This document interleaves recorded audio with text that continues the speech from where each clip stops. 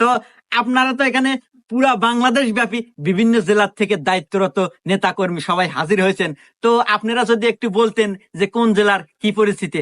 তো সম্মানিত নেতা কর্মী, আপনি কোন জেলা থেকে আসছেন? জি সভাপতি সাহেব, আমি বগুড়া থেকে আসছি। পুরো বগুড়া জেলার দায়িত্বে আমি আছি। ও আচ্ছা, আপনি বগুড়া জেলা থেকে আসছেন। আচ্ছা যাই হোক, আপনি যদি একটু বলতেন যে আমাদের এফবিপি পার্টির বগুড়া জেলায় কেমন জনপ্রিয়তা।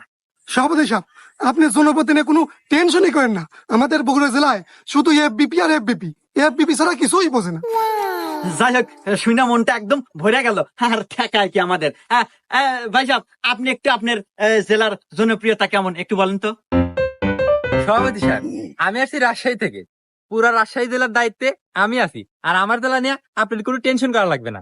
আমি অলরেডি আমার এলাকার সকল মা বোনদেরকে ঠিক করে হালাছি, আর কারো দুয়ারে গেলে কেউ ফেরত দেয় না।